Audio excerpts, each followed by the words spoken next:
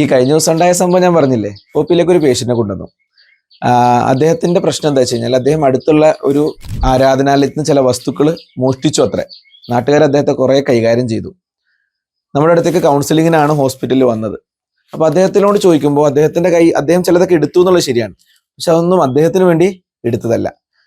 ഇതാണ് അദ്ദേഹത്തിന്റെ പ്രശ്നം. സമാനമായ സംഭവം ഞാൻ 6ാം ക്ലാസ്സിൽ പഠിക്കുമ്പോൾ ഉണ്ടായിട്ടുണ്ട്. ക്ലാസ്സിൽ നിന്ന് നമ്മൾ എന്തെങ്കിലുമൊക്കെ പുറത്തു പോകുമ്പോൾ, PT പീരീഡ് ഒക്കെ പുറത്തു പോകുമ്പോൾ ക്ലാസ്സിലെ ചില വസ്തുക്കൾ കാണാതെ പോകും.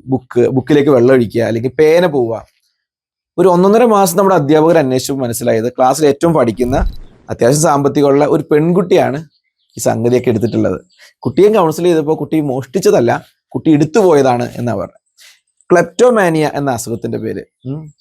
പക്ഷേ നാട്ടുകാരെന്ത് ചെയ്തിട്ടുണ്ട്, ഈ 2 കേസിലും ഇവരെ ഉപദ്രവിച്ചിട്ടുണ്ട്. അങ്കമാലിയിലൂടെ യാത്ര ചെയ്യുമ്പോൾ ഇതുപോലൊരു സംഭവം കൂടി ഉണ്ടായിട്ടുണ്ട്. ഒരു വ്യക്തി കാർ ഓടിച്ചു പോകുന്നു. അയാളുടെ കാറ് ചെന്ന് വേറെ കാറിൽ നിയന്ത്രണം വിട്ടിടിക്കുന്നു. വലിയ വണ്ടിക്കാരനെ പുറത്തിറക്കി ആളുകൾ ക്രൂരമായിട്ട് മർദ്ദിക്കുന്നു.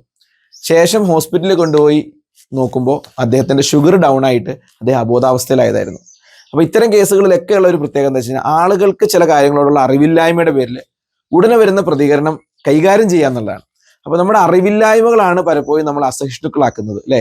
അതിന് നമ്മുടെ കൺമുന്നിലുള്ള, നമ്മുടെ ചുറ്റുവട്ടത്തുള്ള എത്ര ഉദാഹരണങ്ങളാണ്, അല്ലെ?